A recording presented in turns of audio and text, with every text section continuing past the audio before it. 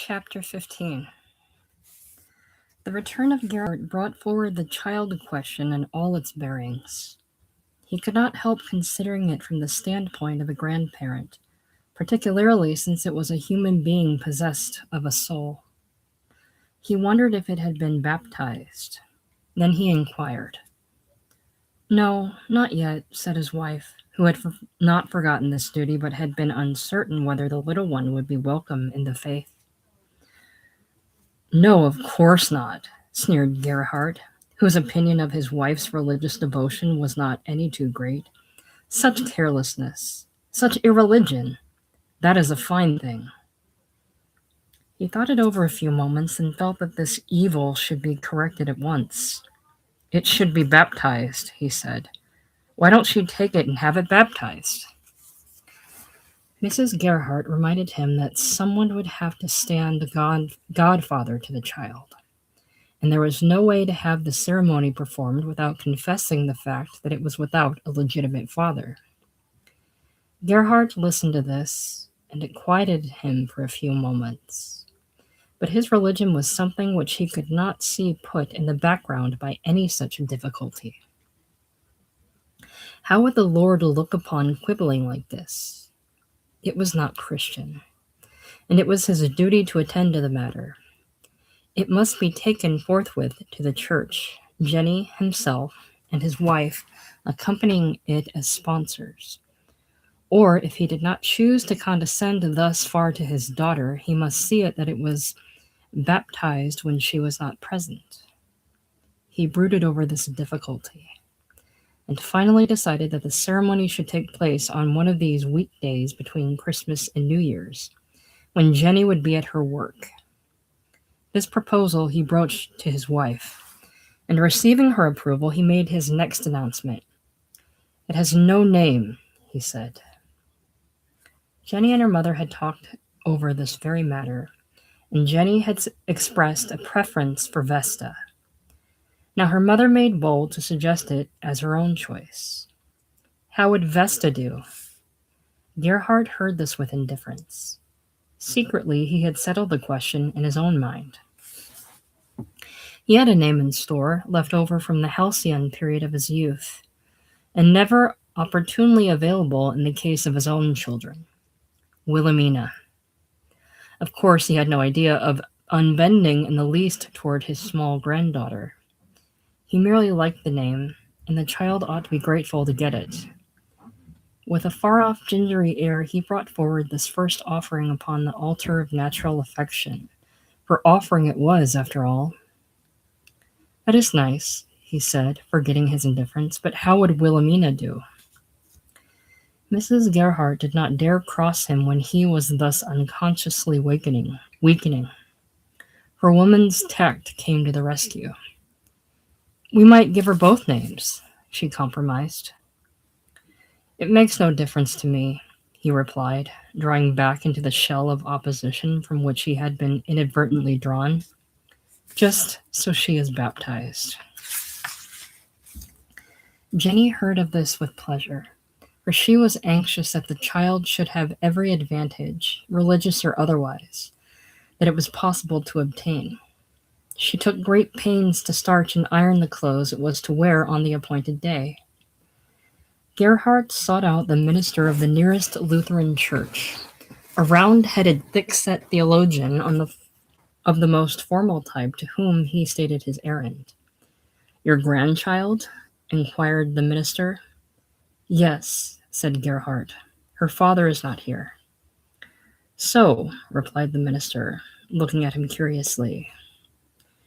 Gerhardt was not to be disturbed in his purpose.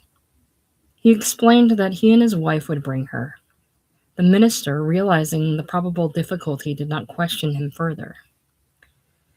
"The church cannot refuse to baptize her so long as you, as grandparent, are willing to stand sponsor for her," he said. Gerhardt came away hurt by the shadow of disgrace in which he felt himself involved, but satisfied that he had done his duty. Now he would take the child and have it 'and when that was over, his present responsibility would cease. When it came to the hour of the baptism, however, he found that another influence was working to guide him into greater interest and responsibility. The stern religion with which he was enraptured, its insistence upon a higher law was there, and he heard again the precepts which had helped to bind him to his own children. "Is it your intention to educate this child in the knowledge and the love of the gospel?" asked the black-gowned minister as they stood before him in the silent little church whither they had brought the infant. He was reading from the form provided for such occasions. Gerhardt answered, "Yes," and Mrs. Gerhardt added her affirmative. "Do you engage to use all necessary care and diligence by prayerful instruction, admonition, example, and discipline, that this child may renounce and avoid everything that is evil, and that she may keep God's will and commandments as declared in his sacred word?" A thought flashed through Gerhardt's mind as the words were uttered of how it had fared with his own children. They too had been thus sponsored. They too had heard his solemn pledge to care for their spiritual welfare. He was silent. "We do," prompted the minister. "We do," repeated Gerhardt and his wife weakly. "Do you now dedicate this child by the rite of baptism unto the Lord who brought it?" "We do." "And finally, if you can conscientiously declare before God that the faith to which you have assented is your faith, and that the solemn promises you have made are the serious resolutions of your heart, please to announce the same in the presence of God by saying, 'Yes.'" "Yes," they replied. "I baptize thee, Wilhelmina Vesta," concluded the minister, stretching out his hand over her, "in the name of the Father, and of the Son, and of the Holy Ghost. Let us pray." Gerhardt bent his gray head and followed with humble reverence the beautiful invocation which followed. "Almighty and everlasting God, we adore thee as the great parent of the children of men, as the Father of our spirits and the former of our bodies. We praise thee for giving existence to this infant and for preserving her until this day. We bless thee that she is called to virtue and glory, that she has now been dedicated to thee and brought within the pale of the Christian Church. We thank thee that by the gospel of the Son she is furnished with everything necessary to her spiritual happiness, that it supplies light for her mind and comfort for her heart, encouragement and power to discharge her duty, and the precious hope of mercy and immortality to sustain and make her faithful. And we beseech thee, O most merciful God, that this child may be enlightened and sanctified from her early years by the Holy Spirit, and be everlastingly saved by thy mercy. Direct and bless thy servants who are entrusted with the care of her and the momentous work of her education. Inspire them with just conception of the absolute necessity of religious instruction and principles. Forbid that they should ever forget that this offspring belongs to thee, and that if through their criminal neglect or bad example thy reasonable creature be lost, thou wilt require it at their hands. Give them a deep sense of the divinity of her nature, of the worth of her soul, of the dangers to which she will be exposed, of the honor and felicity to which she is capable of ascending with thy blessing, and of the ruin in this world and the misery in the world to come which springs from wicked passion and conduct. Give them grace to check the first risings of forbidden inclinations in her breast, to be her defense against the temptations incident to childhood and youth, and as she grows up to enlarge her understanding and to lead her to an acquaintance with thee and with Jesus Christ, whom thou hast sent. Give them grace to cultivate in her heart a supreme reverence and love for thee, a grateful attachment to the gospel of thy Son, her Savior, a due regard for all its ordinances and institutions, a temper of kindness and goodwill to all mankind, and an invincible love of sincerity and truth. Help them to watch continually over her with tender solicitude, to be studious, that by their conversation and deportment her heart may not be corrupted, and at all times to set before her such an example that she may safely tread in their footsteps. If it please thee to prolong her days on earth, grant that she may prove an honor and a comfort to her parents and friends, be useful in the world, and find in thy providence an unfailing defense and support. Whether she live, let her live to thee, or whether she die, let her die to thee. And at the great day of account, may she and her parents meet each other with rapture and rejoice together in thy redeeming love, through Jesus Christ, forever and ever. Amen. As this solemn admonition was read, a feeling of obligation descended upon the grandfather of this little outcast. A feeling that he was bound to give the tiny creature lying on his wife's arm the care and attention which God in his sacrament had commanded. He bowed his head in utmost reverence, and when the service was concluded and they left the silent church, he was without words to express his feelings. Religion was a consuming thing with him. God was a person, a dominant reality. Religion was not a thing of mere words or of interesting ideas to be listened to on Sunday, but a strong, vital expression of the divine will handed down from a time when men were in personal contact with God. Its fulfillment was a matter of joy and salvation with him.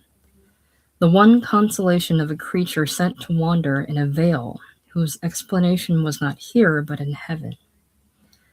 Slowly Gerhardt walked on, and as he brooded on the words and the duties which the sacrament involved, the shade of lingering disgust that had possessed him when he had taken the child to church disappeared, and a feeling of natural affection took its place. However much the daughter had sinned, the infant was not to blame.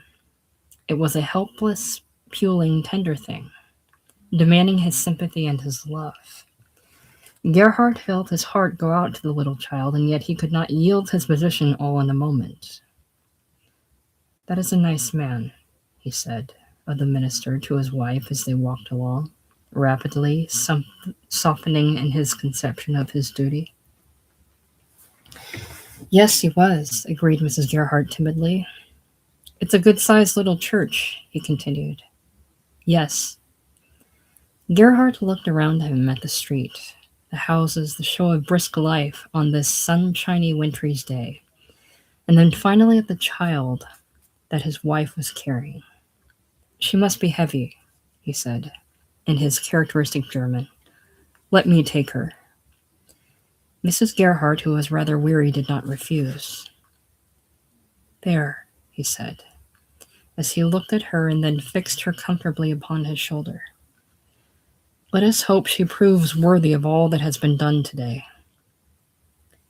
Mrs. Gerhardt listened, and the meaning in his voice interpreted itself plainly enough. The presence of the child in the house might be the cause of recurring spells of depression and unkind words.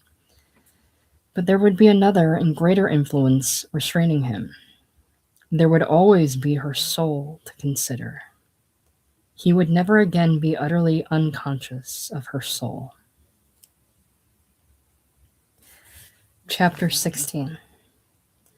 During the remainder of Gerhardt's stay, he was shy in Jennie's presence, and endeavored to act as though he were unconscious of her existence.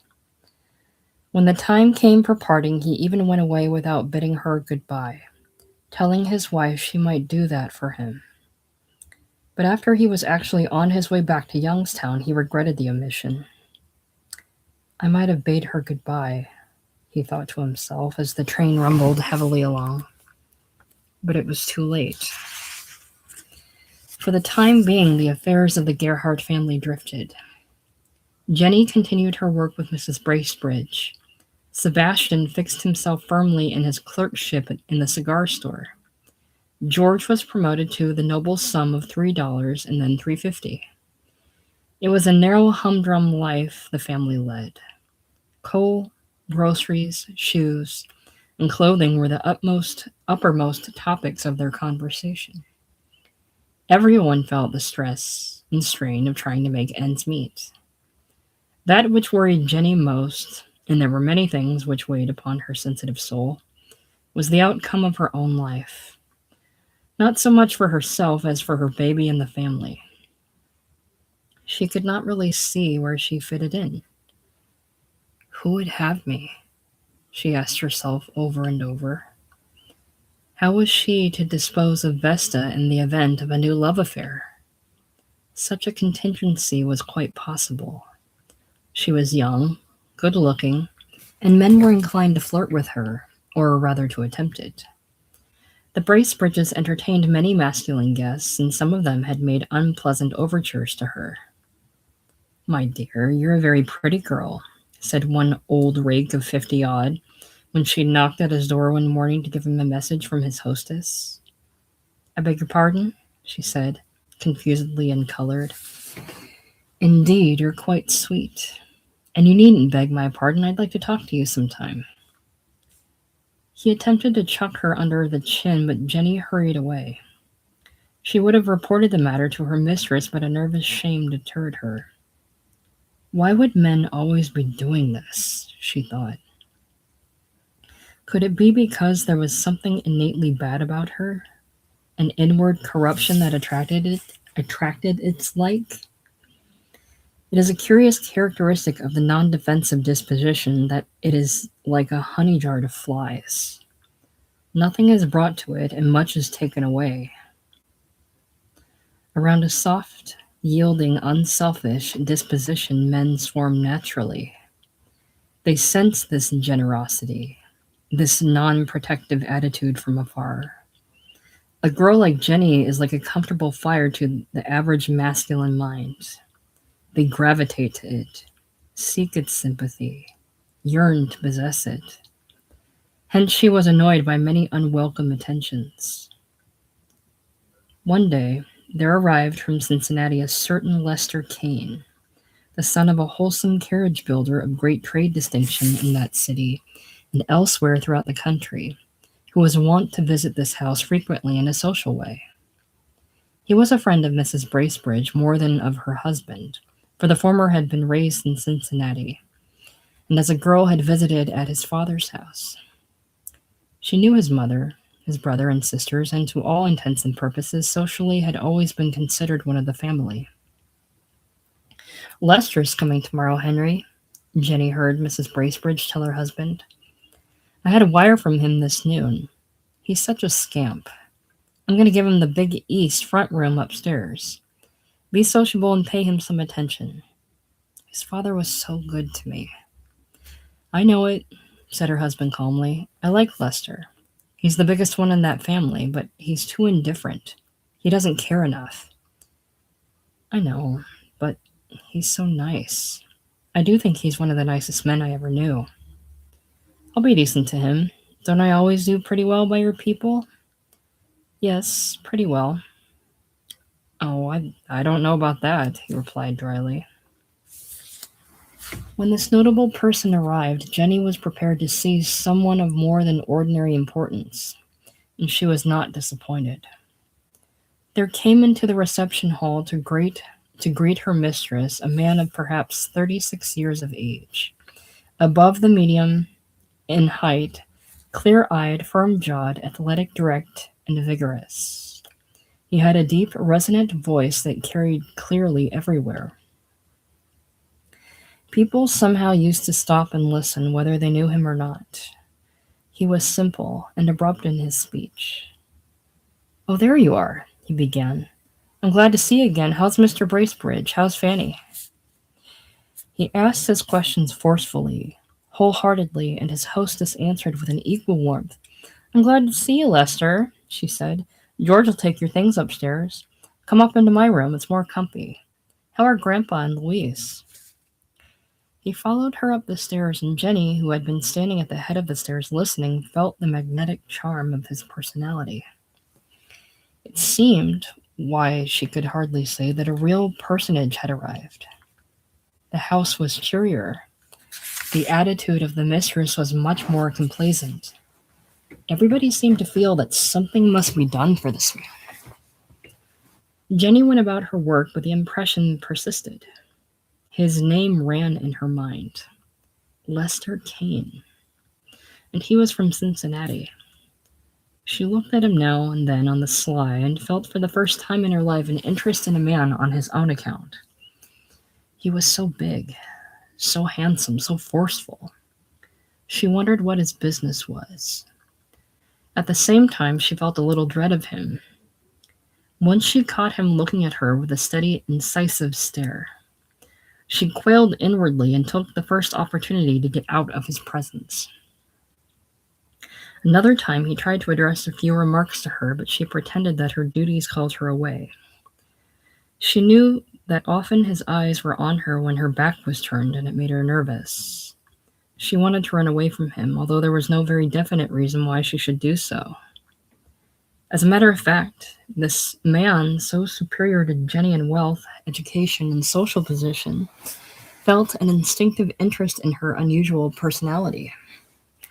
Like the others, he was attracted by the peculiar softness of her disposition and her preeminent femininity. There was that about her which suggested the luxury of love. He felt as if somehow she could be reached. Why, he could not have said. She did not bear any outward marks of her previous experience. There were no evidences of coquetry about her. But still he felt that he might. He was inclined to make the venture on his first visit, but business called him away. He left after 4 days and was absent from Cleveland for 3 weeks. Jennie thought he was done for good, and she experienced a queer sense of relief as well as of regret. Then, suddenly, he returned. He came apparently unexpectedly, explaining to Mrs. Bracebridge that business interests again demanded his presence in Cleveland. As he spoke, he looked at Jennie sharply, and she felt as if somehow his presence might also concern her a little. On the second visit, she had various opportunities of seeing him. At breakfast, where she sometimes served, at dinner, when she could see the guests at the table from the parlor or sitting room, and at odd times when he came to Mrs. Bracebridge's boudoir to talk things over. They were very friendly. "Why don't you settle down, Lester, and get married?" Jennie heard her say to him the second day he was there. "You know it's time." "I know," he replied, "but I'm in no mood for that. I want to browse around a little while yet." "Yes, I know about your browsing. You ought to be ashamed of yourself. Your father is really worried." He chuckled amusedly. "Father doesn't worry much about me. He has got all he can attend to look after the business." Jennie looked at him curiously. She scarcely understood what she was thinking, but this man drew her. If she had realized in what way, she would have fled his presence then and there. Now he was more insistent in his observation of her, addressed in conversations. She could not help answering him. He was pleasing to her. Once he came across her in the hall on the second floor, searching in a locker room for some linen. They were all alone, Mrs. Bracebridge having gone out to do some morning shopping, and the other servants being below stairs. On this occasion he made short work of the business. He approached her in a commanding, unhesitating, and thoroughly determined way. "I want to talk to you," he said. "Where do you live?" She stammered and blanched perceptibly. "I live out on Laurie Street." "What number?" he questioned, as though she were compelled to tell him. She quailed and shook inwardly. 1314, she replied mechanically. He looked into her big, soft blue eyes with his dark, vigorous brown ones. A flash that was hypnotic, significant, insistent passed between them. "You belong to me," he said. "I've been looking for you. When can I see you?" "Oh, you mustn't," she said, her fingers going nervously to her lips. I can't see you. Oh, I mustn't I? Look here." He took her arm and drew her slightly closer. You and I might as well understand each other right now. I like you. Do you like me? Say. She looked at him, her eyes wide, filled with wonder, with fear, with a growing terror. I don't know, she gasped, her lips dry. Do you? He fixed her grimly, firmly with his eyes. I don't know. Look at me, he said. Yes, she replied. He pulled her to him quickly. I'll talk to you later, he said, and put his lips masterfully to hers. She was horrified, stunned like a bird in the grasp of a cat. But through it all, something tremendously vital and insistent was speaking to her. He released her with a short laugh. We won't do any more of this here, but remember, you belong to me, he said, as he turned and walked nonchalantly down the hall. Jennie, in sheer panic, ran to her mistress's room and locked the door behind her. Chapter 17. The shock of this sudden encounter was so great to Jennie that she was hours in recovering herself. At first, she did not understand clearly just what had happened. Out of the clear sky, as it were, this astonishing thing had taken place. She had yielded herself to another man. Why? Why? She asked herself. And yet within her own consciousness there was an answer.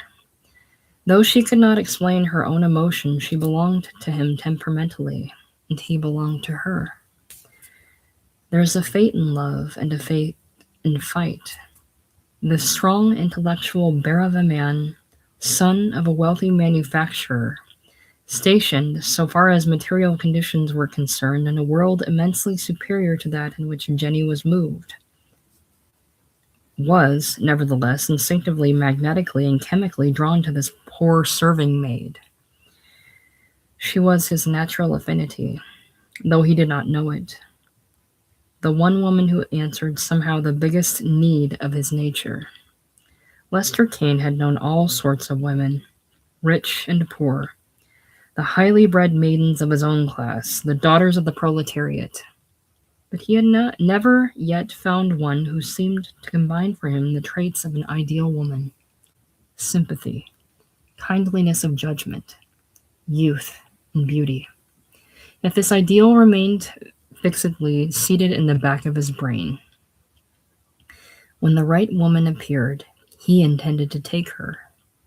He had the notion that, for purposes of marriage, he ought perhaps to find this woman on his own plane.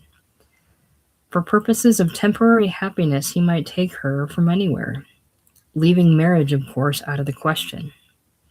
He had no idea of making anything like a serious proposal to a servant girl. But Jennie was different. He had never seen a servant quite like her. And she was ladylike and lovely without appearing to know it. Why, this girl was a rare flower. Why shouldn't he try to seize her? Let us be just to Lester Kane. Let us try to understand him and his position. Not every mind is to be estimated by the weight of a single folly. Not every personality is to be judged by the drag of a single passion. We live in an age in which the impact of materialized forces is well nigh irresistible. The spiritual nature is overwhelmed by the shock. The tremendous and complicated development of our material civilization, the multiplicity and variety of our social forms, the depth, subtlety, and sophistry of our imaginative impressions, gathered, remultiplied, and disseminated by such agencies as the railroad, the express, and the post office, the telephone, the telegraph, the newspaper, and in short, the whole machinery of social intercourse. These elements of existence combine to produce what may be termed a kaleidoscopic glitter, a dazzling and confusing phantasmagoria of life that wearies and stultifies the mental and moral nature. It induces a sort of intellectual fatigue through which we see the ranks of the victims of insomnia, melancholia, and insanity constantly recruited. Our modern brain pan does not seem capable as yet of receiving, sorting, and storing the vast army of facts and impressions which present themselves daily. The white light of publicity is too white. We are weighed upon by too many things. It is as if the wisdom of the infinite were struggling to beat itself into finite and cup-big minds. Lester Kane was the natural product of these untoward conditions. He was a naturally observing mind, Rabelsian in tendencies, but confused by the multiplicity of things. The vastness of the panorama of life, the glitter of its details, the unsubstantial nature of its forms, the uncertainty of their justification. Born a Catholic, he was no longer a believer in the divine inspiration of Catholicism. Raised a member of the social elect, he had ceased to accept the fetish that birth and station presuppose any innate superiority. Brought up as the heir to a comfortable fortune and expected to marry in his own sphere, he was by no means sure that he wanted marriage on any terms. Of course, the conjugal state was an institution. It was established. Yes, certainly. But what of it? The whole nation believed in it. True, but other nations believed in polygamy. There were other questions that bothered him, such questions as the belief in a single deity or ruler of the universe, and whether a republican, monarchical, or aristocratic form of government were best. In short, the whole body of things, material, social, and spiritual, had come under the knife of his mental surgery and been left but half dissected. Life was not proved to him. Not a single idea of his, unless it were the need of being honest, was finally settled. In all other things, he wavered, questioned, procrastinated, leaving to time and to the powers back of the universe the solution of the problems that vexed him. Yes, Lester Kane was the natural product of a combination of elements, religious, commercial, social, modified by that pervading atmosphere of liberty in our national life, which is productive of almost uncounted freedom of thought and action. 36 years of age, and apparently a man of vigorous, aggressive, and sound personality.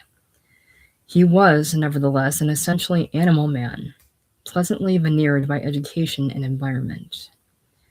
Like the hundreds of thousands of Irishmen who in his father's day had worked on the railroad tracks, dug in the mines, picked and shoveled in the ditches, and carried up bricks and mortar on the endless structures of a new land, he was strong, hairy, axiomatic, and witty. "Do you want me to come back here next year?" he had asked of Brother Ambrose, when in his 17th year that ecclesiastical member was about to chastise him for some schoolboy misdemeanor. The other stared at him in astonishment. "Your father will have to look after that," he replied. "Well, my father won't look after it," Lester returned.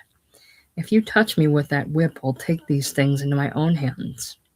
I'm not committing any punishable offenses, and I'm not going to be knocked around anymore." Words, unfortunately, did not avail in this case, but a good, vigorous Irish-American wrestle did, in which the whip was broken and the discipline of the school so far impaired that he was compelled to take his clothes and leave. After that, he looked his father in the eye and told him he was not going to school anymore. "I'm perfectly willing to jump in and work," he explained. "There's nothing in a classical education for me. Let me go into the office, and I guess I'll pick up enough to carry me through." Old Archibald Kane, keen, single-minded, of unsullied commercial honor, admired his son's determination and did not attempt to coerce him. "Come down to coffee," he said. "Perhaps there is something you can do." Entering upon a business life at the age of 18, Lester had worked faithfully, rising in his father's estimation until now he had come to be, in a way, his personal representative. Whenever there was a contract to be entered upon, an important move to be decided, or a representative of the manufactory to be sent anywhere to consummate a deal, Lester was the agent selected. His father trusted him implicitly, and so diplomatic and earnest was he in the fulfillment of his duties that this trust had never been impaired. Business is business was a favorite axiom with him, and the very tone in which he pronounced the words was a reflex of his character and personality. There were molten forces in him, flames which burst forth now and then in spite of the fact that he was sure that he had them under control. One of these impulses was a taste of liquor, of which he was perfectly sure he had the upper hand. He drank but very little, he thought, and only in a social way among friends, never to excess. Another weakness lay in his sensual nature, but here again he believed that he was the master. If he chose to have irregular relations with women, he was capable of deciding where the danger point lay. If men were only guided by a sense of the brevity inherent in all such relationships, there would not be so many troublesome consequences growing out of them. Finally, he flattered himself that he had a grasp upon a right method of living, a method which was nothing more than a quiet acceptance of social conditions as they were, tempered by a little personal judgment as to the right and wrong of individual conduct. Not to fuss and fume, not to cry out about anything, not to be mawkishly sentimental, to be vigorous and sustain your personality intact. Such was his theory of life, and he was satisfied that it was a good one. As to Jennie, his original object in approaching her had been purely selfish. But now that he had asserted his masculine prerogatives, and she had yielded, at least in part, he began to realize that she was no common girl, no toy of the passing hour. There is a time in some men's lives when they unconsciously begin to view feminine youth and beauty not so much in relation to the ideal of happiness, but rather with regard to the social conventions by which they are environed. Must it be, they ask themselves, in speculating concerning the possibility of taking a maiden to wife, that I shall be compelled to swallow the whole social code, make a covenant with society, sign a pledge of abstinence, and give to another a life interest in all my affairs, when I know too well that I am but taking to my arms a variable creature like myself, whose wishes are apt to become insistent and burdensome in proportion to the decrease of her beauty and interest. These are the men who are unwilling to risk the manifold contingencies of an authorized connection, are led to consider the advantages of a less binding union, a temporary companionship. They seek to seize the happiness of life without paying the cost of their indulgence. Later on, they think, the more definite and conventional relationship may be established without reproach, or the necessity of radical readjustment. Lester Kane was past the youthful love period, and he knew it. The innocence and unsophistication of younger ideals had gone. He wanted the comfort of feminine companionship, but he was more and more disinclined to give up his personal liberty in order to obtain it. He would not wear the social shackles if it were possible to satisfy the needs of his heart and nature, and still remain free and unfettered. Of course he must find the right woman, and in Jennie he believed that he had discovered her. She appealed to him on every side. He had never known anybody quite like her. Marriage was not only impossible, but unnecessary. He had only to say, "Come," and she must obey. It was her destiny. Lester thought the matter over calmly, dispassionately. He strolled out to the shabby street where she lived. He looked at the humble roof that sheltered her. Her poverty, her narrow and straitened environment touched his heart. Ought he not to treat her generously, fairly, honorably? Then the remembrance of her marvelous beauty swept over him and changed his mood. No. He must possess her if he could. Today. Quickly. As soon as possible. It was in that frame of mind that he returned to Mrs. Bracebridge's home from his visit to Laurie Street. Chapter 18. Jennie was now going through the agony of one who has a varied and complicated problem to confront.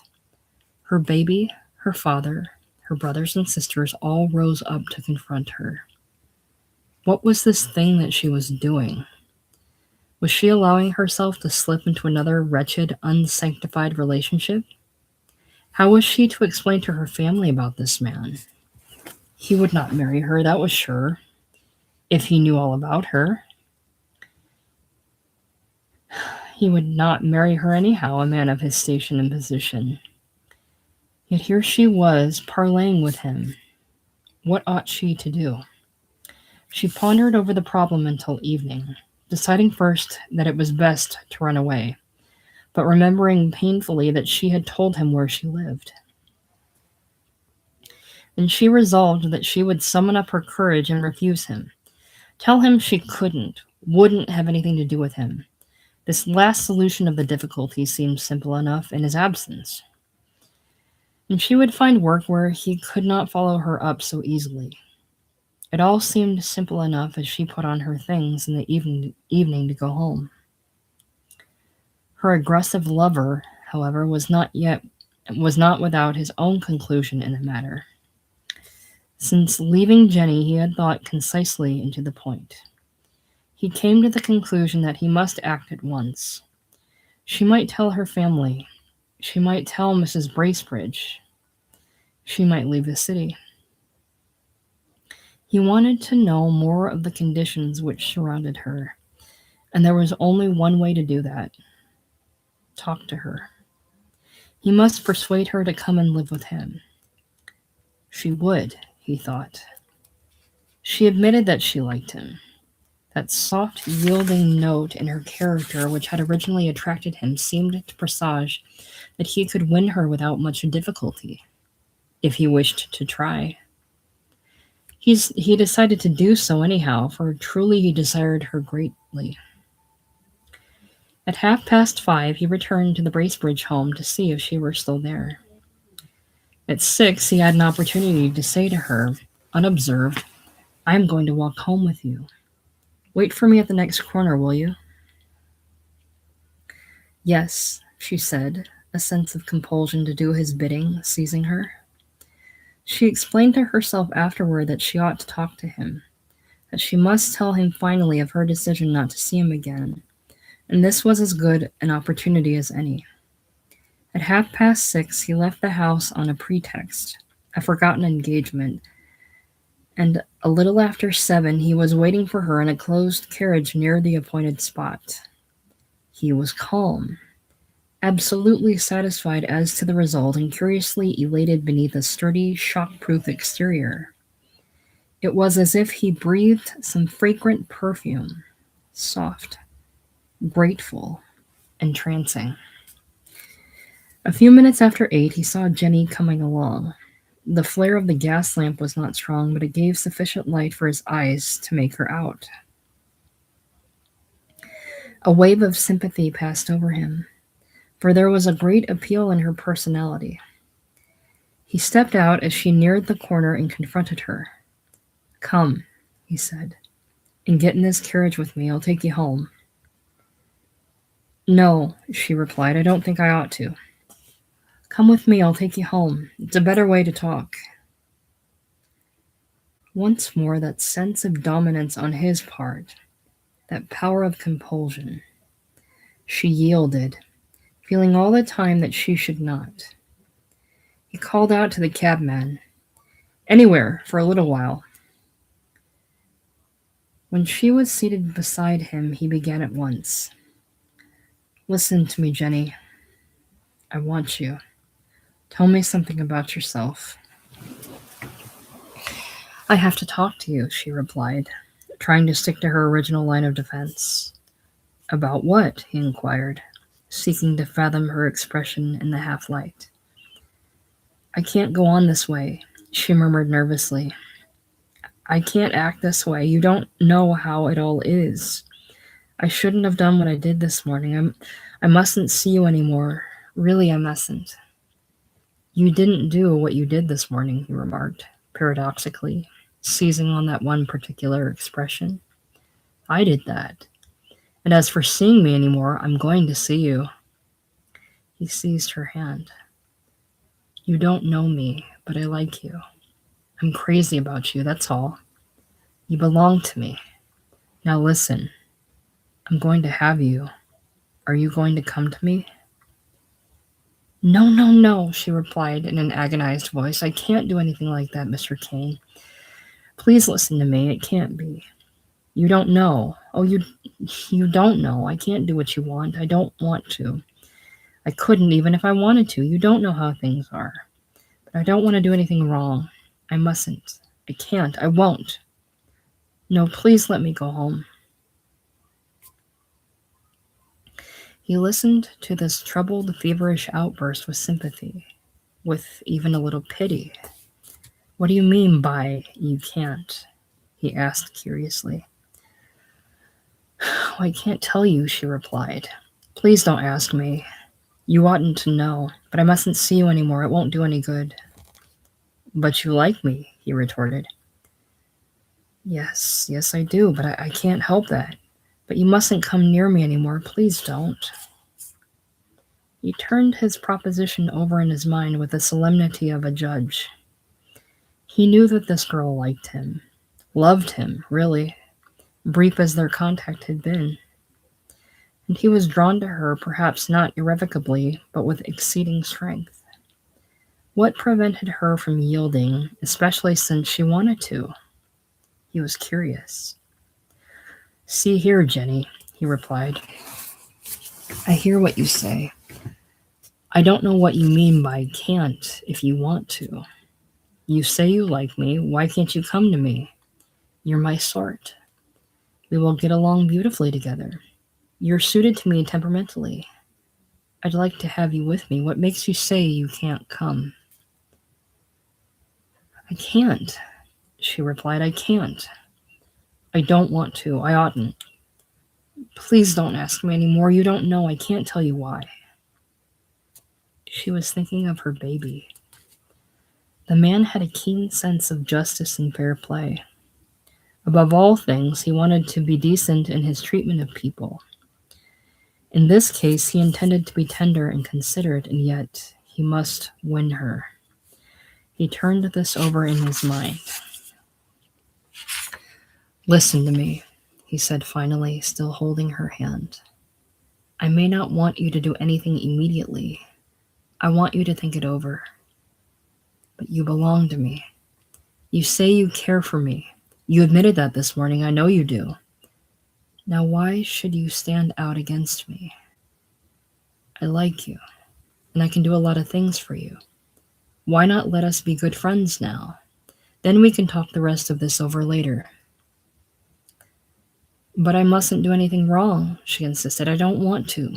Please don't come near me anymore. I can't do what you want. Now look here, he said. You don't mean that. Why did you say you liked me? Have you changed your mind? Look at me. She had lowered her eyes. Look at me. You haven't, have you? No, she half sobbed, swept by some force beyond her control. Well then, why stand out against me? I love you, I tell you. I'm crazy about you. That's why I came back this time. It was to see you. Was it? Asked Jenny, surprised. Yes, it was. And I would have come again and again if necessary. I tell you, I'm crazy about you. I've got to have you. Now tell me you'll come with me. No, she pleaded. I can't. I must work. I want to work. I don't want to do anything wrong. Please don't ask me. You mustn't. You must let me go. Really, you must. I can't do what you want. Tell me, Jenny, he said, changing the subject. What does your father do? He's a glass blower. Here in Cleveland? No, he works in Youngstown. Is your mother alive? Yes, sir. You live with her? Yes, sir. He smiled at the sir. Don't say sir to me, sweet, he pleaded in his gruff way. And don't insist on the Mr. Kane. I'm not Mister to you anymore. You belong to me, little girl, me. And he pulled her close to him. Please don't, Mr. Kane, she pleaded. Oh, please don't. I can't. You mustn't. But he sealed her lips with his own. Listen to me, Jennie, he repeated, using his favorite expression. I tell you, you belong to me. I like you better every moment. I haven't had a chance to know you. I'm not going to give you up. You've got to come to me eventually, and I'm not going to have you working as a lady's maid. You can't stay in that place except for a little while. I'm going to take you somewhere else. And I'm going to leave you some money, do you hear? You have to take it. At the word money, she quailed and withdrew her hand. No, she repeated. No, I won't take it. Yes, you will. Give it to your mother. I'm not trying to buy you. I know what you think, but I'm not. I want to help you. I want to help your family. I know where you live. I saw the place today. How many are there of you? 6, she answered faintly. The families of the poor, he thought. Well, you take this from me, he insisted, drawing a purse from his coat, and I'll see you very soon again. There's no escape, sweet. No, she protested. I won't. I don't need it. You mustn't ask me. He insisted further, but she was firm, and finally he put the money away. One thing is sure, Jennie, you're not going to escape me, he said soberly. You'll have to come to me eventually. Don't you know you will? Your own attitude shows that. I'm not going to leave you alone. Oh, if you knew the trouble you're causing me. I'm not causing you any real trouble, am I? He asked. Surely not. Yes, I can never do what you want. You will, he exclaimed eagerly, the bare thought of this prize escaping him heightening his passion. You'll come to me. And he drew her close in spite of all her protests. There, he said, when after the struggle that mystic something between them spoke again, and she relaxed. Tears were in her eyes, but he did not see them. Don't you see how it is? You like me too. I can't, she repeated with a sob. Her evident distress touched him. You're not crying, little girl, are you? He asked. She made no answer. I'm sorry, he went on. I'll not say anything anymore tonight. We're almost at your home. I'm leaving tomorrow, but I'll see you again. Yes, I will, sweet. I can't give you up now. I'll do anything in reason to make it easy for you, but I can't. Do you hear? She shook her head. Here's where you get out, he said, as the carriage drew up near the corner. He could see the evening lamp gleaming behind the Gerhardt cottage curtains. Goodbye, he said as she stepped out. Goodbye, she murmured. Remember, he said, this is just the beginning. No, she pleaded. He looked after her as she walked away. The beauty, he exclaimed. Jennie stepped into the house, weary, discouraged, ashamed. What had she done? There was no denying that she had compromised herself irretrievably. He would come back. And he had offered her money. That was the worst of all.